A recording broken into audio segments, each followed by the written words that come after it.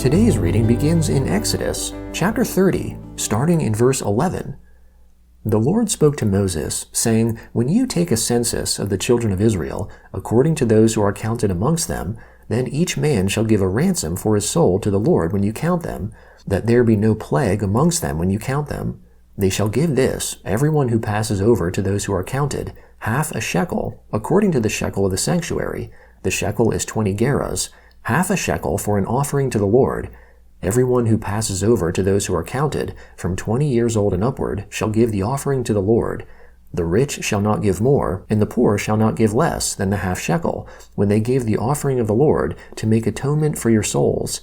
You shall take the atonement money from the children of Israel, and shall appoint it for the service of the tent of meeting, that it may be a memorial for the children of Israel before the Lord, to make atonement for your souls. The Lord spoke to Moses, saying, You shall also make a basin of bronze, and its base of bronze, in which to wash. You shall put it between the tent of meeting and the altar, and you shall put water in it. Aaron and his sons shall wash their hands and their feet in it. When they go into the tent of meeting, they shall wash with water, that they not die, or when they come near to the altar to minister, to burn an offering made by fire to the Lord. So they shall wash their hands and their feet, that they not die. This shall be a statute forever to them, even to him and to his descendants throughout their generations. Moreover, the Lord spoke to Moses, saying, Also take fine spices, of liquid myrrh 500 shekels, and of fragrant cinnamon half as much, even 250, and of fragrant cane 250, and of cassia 500, according to the shekel of the sanctuary, and a hin of olive oil. You shall make it into a holy anointing oil, a perfume compounded after the art of the perfumer. It shall be a holy anointing oil. You shall use it to anoint the tent of meeting, the ark of the covenant, the table and all its articles, the lampstand and its accessories, the altar of incense, the altar of burnt offering with all its utensils, and the basin with its base. You shall sanctify them, that they may be most holy. Whatever touches them shall be holy. You shall anoint Aaron and his sons, and sanctify them, that they may minister to me in the priest's office. You shall speak to the children of Israel, saying, This shall be a holy anointing oil to me throughout your generations. It shall not be poured on man's flesh, and do not make any like it, according to its composition. It is holy, it shall be holy to you. Whoever compounds any like it, or whoever puts any of it on a stranger, he shall be cut off from his people. The Lord said to Moses, Take to yourself sweet spices, gum resin, ankia, and galbanum, sweet spices with pure frankincense. There shall be an equal weight of each. You shall make incense of it, a perfume after the art of the perfumer, seasoned with salt, pure and holy. You shall beat some of it very small, and put some of it before the covenant in the tent of meeting, where I will meet with you. It shall be to you most holy.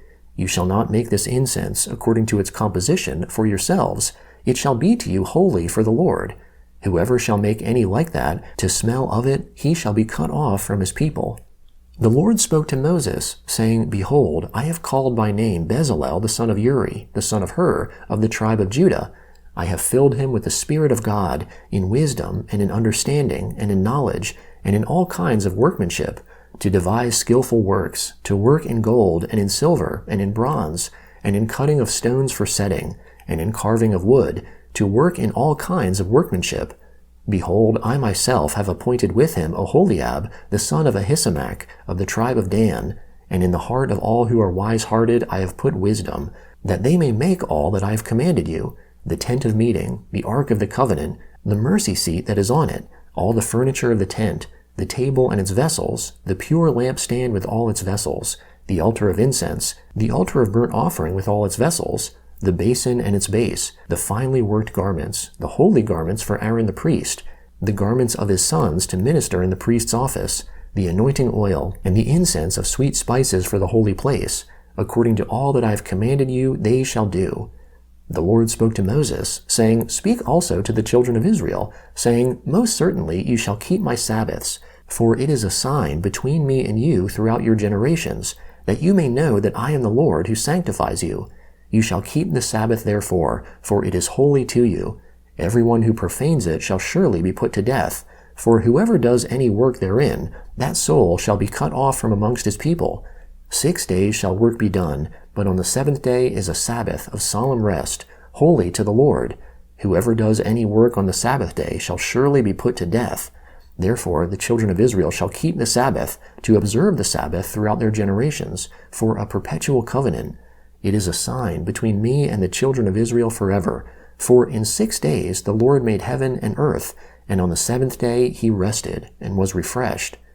When he finished speaking with them on Mount Sinai, he gave Moses the 2 tablets of the covenant, stone tablets, written with God's finger.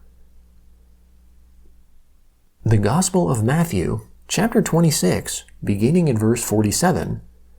While he, that is Jesus, was still speaking, behold, Judas, one of the 12, came, and with him a great multitude with swords and clubs, from the chief priests and elders of the people. Now he who betrayed him had given them a sign, saying, Whoever I kiss, he is the one, seize him. Immediately he came to Jesus, and said, Greetings, Rabbi, and kissed him. Jesus said to him, Friend, why are you here? Then they came and laid hands on Jesus, and took him. Behold, one of those who were with Jesus stretched out his hand, and drew his sword, and struck the servant of the high priest, and cut off his ear. Then Jesus said to him, Put your sword back into its place, for all those who take the sword will die by the sword. Or do you think that I couldn't ask my Father, and he would even now send me more than 12 legions of angels? How then would the Scriptures be fulfilled that it must be so? In that hour Jesus said to the multitudes, Have you come out as against a robber, with swords and clubs, to seize me? I sat daily in the temple teaching, and you didn't arrest me. But all this has happened that the Scriptures of the prophets might be fulfilled. Then all the disciples left him and fled. Those who had taken Jesus led him away to Caiaphas the high priest, where the scribes and the elders were gathered together. But Peter followed him from a distance to the court of the high priest, and entered in and sat with the officers to see the end. Now the chief priests, the elders, and the whole council sought false testimony against Jesus, that they might put him to death, and they found none. Even though many false witnesses came forward, they found none. But at last 2 false witnesses came forward and said, This man said, I am able to destroy the temple of God, and to build it in 3 days. The high priest stood up and said to him, Have you no answer? What is this that these testify against you? But Jesus stayed silent. The high priest answered him, I adjure you by the living God, that you tell us whether you are the Christ, the Son of God. Jesus said to him, You have said so. Nevertheless, I tell you, after this you will see the Son of Man sitting at the right hand of power, and coming on the clouds of the sky. Then the high priest tore his clothing, saying, He has spoken blasphemy. Why do we need any more witnesses? Behold, now you have heard his blasphemy. What do you think? They answered, He is worthy of death. Then they spat in his face, and beat him with their fists, and some slapped him, saying, Prophesy to us, you Christ. Who hit you? Psalm 32, beginning in verse 1. Blessed is he whose disobedience is forgiven, whose sin is covered.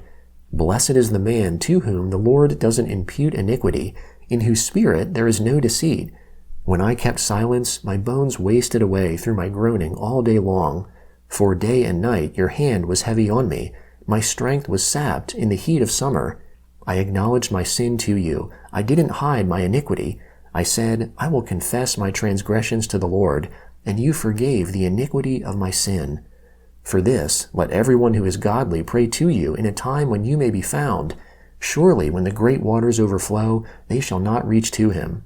You are my hiding place. You will preserve me from trouble. You will surround me with songs of deliverance. I will instruct you and teach you in the way which you shall go. I will counsel you with my eye on you. Don't be like the horse or like the mule, which have no understanding, who are controlled by bit and bridle, or else they will not come near to you. Many sorrows come to the wicked, but loving kindness shall surround him who trusts in the Lord. Be glad in the Lord, and rejoice, you righteous. Shout for joy, all you who are upright in heart. Proverbs chapter 8, beginning in verse 27. When he, that is the Lord, established the heavens, I, that is wisdom, was there. When he set a circle on the surface of the deep, when he established the clouds above, when the springs of the deep became strong, when he gave to the sea its boundary, that the waters should not violate his commandment, when he marked out the foundations of the earth, then I was the craftsman by his side. I was a delight day by day, always rejoicing before him, rejoicing in his whole world. My delight was with the sons of men. Now therefore, my sons, listen to me, for blessed are those who keep my ways.